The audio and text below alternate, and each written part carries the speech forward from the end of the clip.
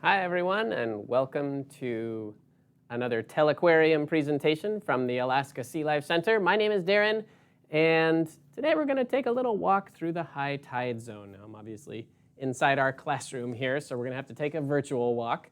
But just a few days ago, I was down at the beach, and we're going to take a look at life below the water, but we're going to go down there at low tides so that we can see all of that life that's on the rocks, but the tide has gone away. Now, if you're not familiar with what the tides are, they're basically a way that the ocean water gets pulled around by the moon and the sun. The gravity of those objects pulling on the Earth from space creates like a little bulge in the water, in the ocean, and that bulge moves around, and it moves very slowly. So every 6 hours, the water will rise up slowly to a high tide mark, and then it will rise back down slowly 6 hours later to a low tide mark. And so then it'll go back up and back down, varying amounts throughout the day and throughout the months and the years. So at high tide, things that are very much underwater will be exposed to the air at low tide. And so we're going to take a walk out to the beach and see what it looks like. We're doing the high tide zone, so we've got something called Yuccas, also known as rockweed. Those little bladders are filled with gas, and that helps those blades of the Yuccas so that they can collect more food. Some of the adaptations of this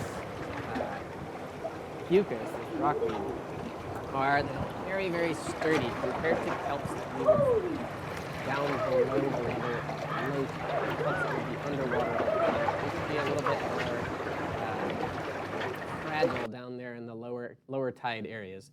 So Yuccas is specially adapted for life up in the high tide zone. And when we say the high tide zone, we mean just the area that is only covered by ocean water at high tide. So most of the day, these plants and animals living up there in the high tide zone are exposed to air. Now, if you're an ocean creature and you're just lying out on the rocks for half the day or 3/4 of the day exposed to the sunlight, you're going to need some really special adaptations to be able to survive. And that's the key to life in the high tide zone. The only things that we find living up there are those things that can live up there. So although Yuccas could be found down below where it's always underwater, and it would probably be pretty happy, it has enough specialized adaptations like sort of built-in sunscreen, both physical and chemical things that help to protect it from just being baked in the sun. It has those adaptations that allow it to survive up there in the high tide zone and be out of the water most of the day. Another thing that happens up in the high tide zone, apart from just being left out in the sun or the rain for a big chunk of the day, is lots and lots of current and waves that are constantly moving around. So the name of the game to survive up there is protect yourself from drying out, hold on tight, and make yourself pretty small so that those waves and currents can pass on by. In addition to that, when you're underwater, there are predators that can come from down below and come up and try to eat you, assuming you're an animal. But when you're exposed to the air, there are things out in the sky or on land that might come down and try to eat you as well. So you need protection against predators both from above and below to survive down there in that high tide zone. What that means is there are only going to be a few things that can survive in this habitat, the high tide zone. So only very specialized plants and creatures are going to be able to make it up there. Let's take a look at our first animal that lives up in the high tide zone. These are very familiar. Whoops, sorry. That is not the one that I wanted to see.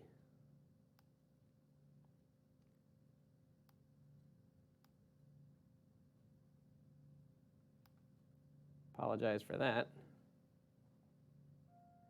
That is showing you what it looks like when we walk around out there in the high tide zone. This is more what I was looking for. These animals are barnacles. And you can see they are covering the rocks out there. And barnacles are very, very specially adapted to life in the high tide zone. So you can see they've got these little, almost like little stone plates, very heavy in calcium. And those barnacles are very small, typically, and they're built down tight to the rocks. That helps them to deal with all those crashing waves and the currents that would sweep by, and their little rock houses protect them from drying out. They've even got little shells that they can close up, they're called valves, that they close up to seal themselves off very, very tightly, so that most of the day when they're exposed to the air, they are not in danger of drying out, and they're protected against most predators. When they're underwater, it's a very different story. Let's take a look again at some barnacles. Try this one again here. And there we go. So you can see those super tight rock houses that they've got, and they are actually glued down to the rocks. Now, a barnacle, it might seem like something like a clam or a mussel or a snail. It's actually closely related to shrimp and crabs. Actually glued down head first to those rocks, and they literally glue themselves down. They have a cement gland that creates this glue that forces them to stay in one place for the rest of their lives. Once they have picked a spot to settle down, these barnacles will be in that spot for the rest of their lives. And here again, we can see from the side angle, those animals are a very low profile creature. When they are underwater, these barnacles are able to feed, but that's the only time that they're able to feed. So these barnacles that spend most of their day out of the water are not able to eat for hours and hours and hours. And then only when they're covered by that water, so only when it's pretty close to high tide, are those barnacles actually underwater and able to eat. So I'm going to show you a short clip of barnacles eating so you can see what that looks like. This is here in the Alaska Sea Life Center in one of our tanks, one of the smaller exhibits that has barnacles. And you see those sort of hand-like structures. Those are actually the barnacle's legs. And remember I said they're glued down head first. Let's watch that one more time. Give me just a second here. Fire that up again. There we go. Watching that one more time. Imagine you're glued head first down to the rock, reaching out of your house with your legs to capture food out of the water. These barnacles cannot move from their spot, so it's ideal for them to live in a place like the high tide zone where there are lots and lots and lots of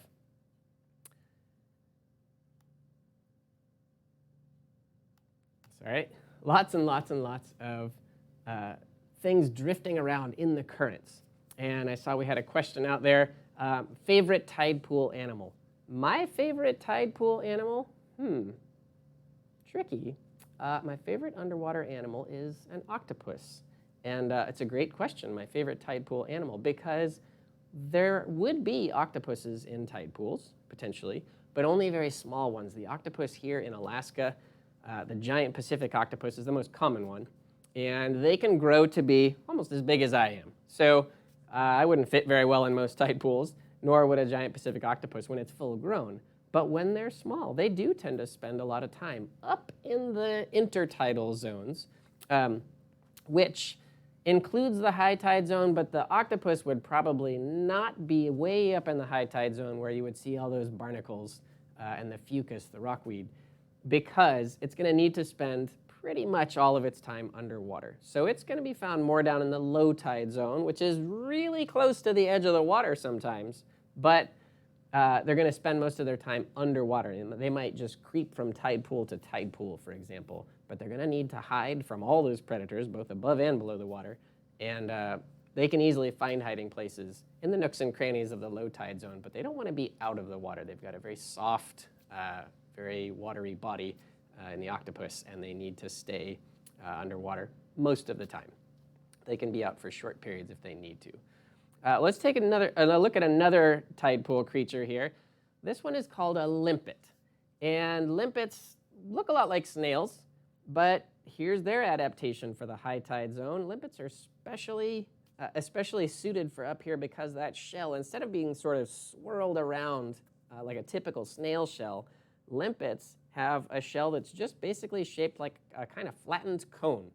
And that flattened cone shape allows them to seal very tightly against the rock that protects them, again, against predators, against drying out, against all those waves. And you can see they're basically the same shape as the barnacles around them, those limpets, the dark gray limpets right there in the center of the screen. You will find some snails up in the high tide zone, typically a little snail called a periwinkle is one that you'd see, but they're very small, sort of like pinky nail sized snails, super tiny. So they're sort of out of the way of the currents and waves, and they can duck down in between the barnacles even. But limpets, with that cone-shaped shell, they just seal themselves tightly against the rock, and they're able to survive quite well up in that high tide zone with all these challenges that we're talking about. They're able to create a very, very tight seal against that rock. Another creature that we'll see up in the high tide zone is often found just below the barnacles and kind of mixed in with the barnacles even. These are called mussels. And in this area of Alaska, we typically have blue mussels. That's the most common type we've got here. You can see even there's a little barnacle living on a mussel. And if you look really closely among these mussels, they're similar to the barnacles in that they are very strongly attached. But the way the mussels attach themselves is with these little threads that I just circled there. They're called byssal threads. They create these ropes. It actually comes out as a fluid and then tightens up and solidifies. And it's almost like little climbing ropes all around the shells of the mussels. So that's what they use to attach themselves to the rocks, to each other, to the barnacles, whatever they're holding on to. Those mussels can really strongly attach themselves. Now you can see, looking along the rocks there's this dark black band of mussels. Above that, we've got the barnacles, and then leading up into the Yuccas kind of mixes in with both of them. The barnacles are the highest animals that you'll typically see up there. Now, a great question is, why on earth would all of these animals, these barnacles, live up so high? There are just tens of thousands of them in this one little image here.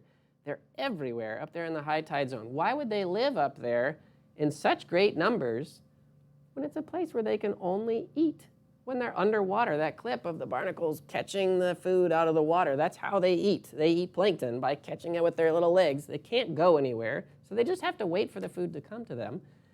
But it only comes to them for a very short period of time each day. Why would barnacles live up there? The same is true for the mussels. They're up so high in the high tide zone, by the thousands. The way that mussels feed is by opening their shell, and then they've got these little tubes to pump water through their bodies, and they filter it out. So rather than kind of reaching out and catching their food, the mussels just kind of have these little tubes sticking out and just continuously pump that water through their bodies, filtering out what they can. So they only get to eat when they're underwater. At high or at low tide, when they're exposed to the air, they seal themselves up tightly, just like the barnacles. So then they just have to wait for that water to come back. Why would all these animals live up there? Because they can. They'd probably love it if they were just underwater eating all the time. But if you go just a little bit below that high tide zone, down into what we call the middle tide zone, which is sort of half in, half out of the water, there's a voracious predator that is able to climb up the rocks just up near the top of that middle tide zone, but cannot go any higher. That predator is a sea star. There are many, many types of sea stars here in Alaska. And if you visited the Sea Life Center, you've put your hands into the touch pool and felt a whole bunch of them, I hope.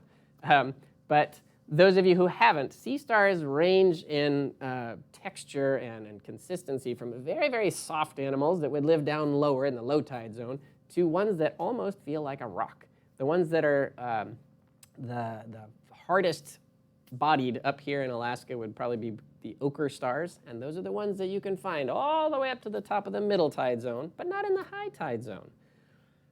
It's the ochre stars and other sea stars that would love to eat those barnacles and mussels that can't get away because they're attached so strongly to the rocks. Those sea stars are able to eat them. And in order to stay alive, those barnacles and mussels and other animals need to stay out of reach of those sea stars. Well, because the sea stars can only reach to the top of the middle tide zone, all the barnacles and mussels in the high tide zone are safe from those sea stars. Any that settle down below and take their chances in the middle or low tide zone, those barnacles and mussels down there, they might make it, but they might get found and eaten by a sea star. The sea stars just can't survive up in the high tide zone, and so up in the high tide zone, the reason why you find all those barnacles and mussels is because they are some of the few animals that can survive there. Almost no one can eat them up there, and they can make it. I say almost no one. We do have a favorite creature around here. This is not a tide pool animal, but it is a fan favorite of a lot of folks out there. This is, of course, a sea otter, and sea otters love to eat mussels. And mussels, again, are living up there in the high tide zone. Now, sea otters can dive down 200 or 300 feet underwater, but like most animals, they're going to take the easy meal when it's available. And so if you just come down to Seward here, Seward, Alaska, and hang out around the harbor, you will find lots and lots of activity with these sea otters, and there are mussels everywhere. Now, you'll watch in these clips, this sea otter just keeps on eating and eating and eating and eating. It's going to go from one video to the next, and these were just a few seconds apart. Basically, the otter sits there and eats. It dives down briefly, comes back up with another clump of mussels, and it's actually got a little pocket in its fur where it's stuffing them in. So right up there on its chest, you can't actually see its food because it's tucked in under its fur in its little pocket. But this otter will just keep eating and eating and eating and eating because every day this otter needs to eat about 1/4 of its body weight. That is going to have a major impact on the population of mussels or clams or crabs or abalone, urchins, whatever small, hard-shelled creatures live in what we call the near-shore environment where otters live. Because otters are marine mammals, they're warm-blooded, they need to take in a lot of calories to survive out there and stay warm. They do not have blubber like other marine mammals, and in order to survive, they have to eat a huge amount of food. So that high tide zone where those mussels live is super important for these sea otters. So if you're wondering why should we care about barnacles and mussels, they are food for other creatures. In fact, the little barnacles, as their little larvae are settling down before they actually grow up and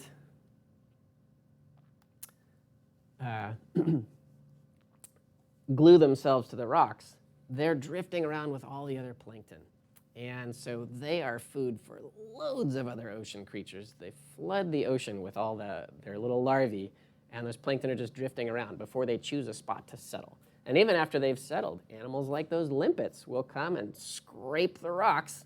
Typically, the limpets are grazing off of algae that's growing on the rocks, but they will also scrape right off those little newly settled barnacles and scour them off too and eat those as well. So all of these animals are major parts of the food chain. The fucus itself, that algae that we looked at in the beginning, is very important.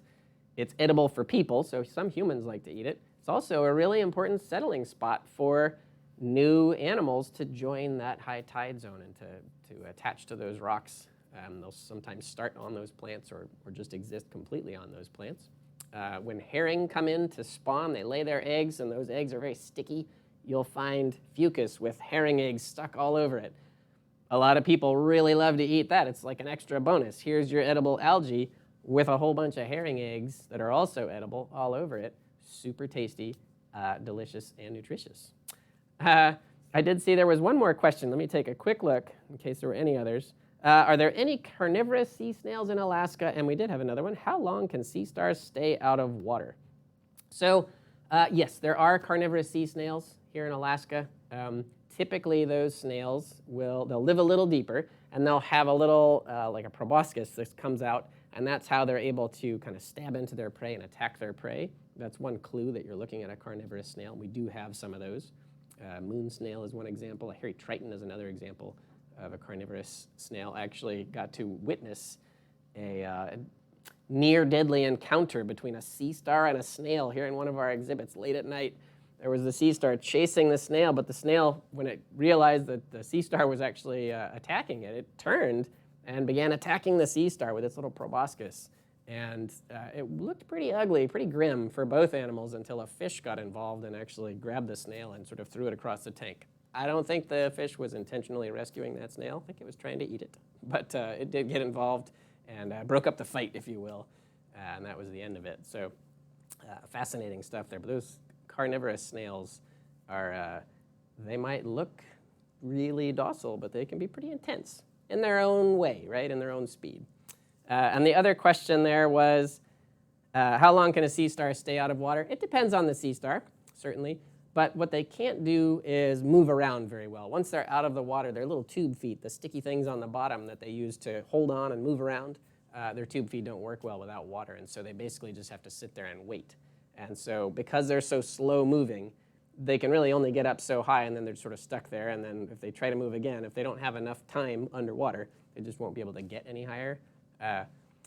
But some sea stars could stay out of the water for certainly a period of time that might be an hour in some cases, but it'll depend a lot on how wet everything is around them. So if they're under a rock and in a nice cool spot, it stays very humid, they could be out of the water for several hours, especially smaller sea stars. But on a really hot, dry day, they might not last very long at all. But certainly, for a matter of minutes, it's not a big deal for a sea star to be out of the water, at least just for that little period of time. All right, we'll check one last time and see if we've had any other questions. Are the sea snail and sea star okay? I actually don't know. It was hard to say at the time. The snail probably sustained some damage, and the sea star maybe as well. Sea stars, of course, at least most of the species I'm familiar with, can regenerate. So even if it had some damage, it was probably fine. It was one of those sunflower stars, probably large pizza-sized, and had about 18 to 20 arms. And even if it lost a couple of those arms, it would be typically just fine.